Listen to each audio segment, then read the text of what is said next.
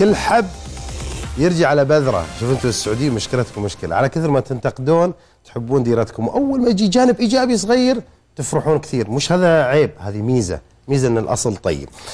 نشوف عاد الجمهور السعودي اللي كان منتظر ميسي في المطار ومسوين قصه عليه، ويوم وصل شلون بعد مباراه السعوديه مع الارجنتين كيف زفه الجمهور السعودي. اسمع بالله.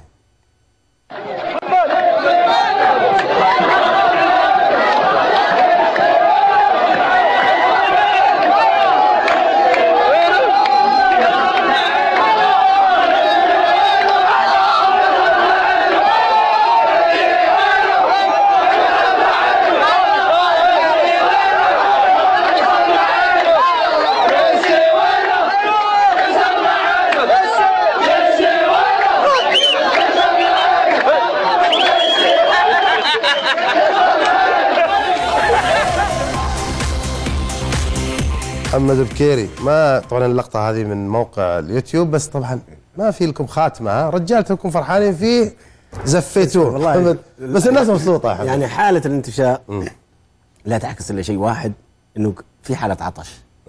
عطش لشيء اخضر رغم انه اخضر، لكن في حالة عطش موجودة على المستوى العام في المملكة العربية السعودية، لأنه كل واحد مقدر مكانتنا احنا كرويا كالمنتخب، بالذات على مستوى المنتخب. يعني كثير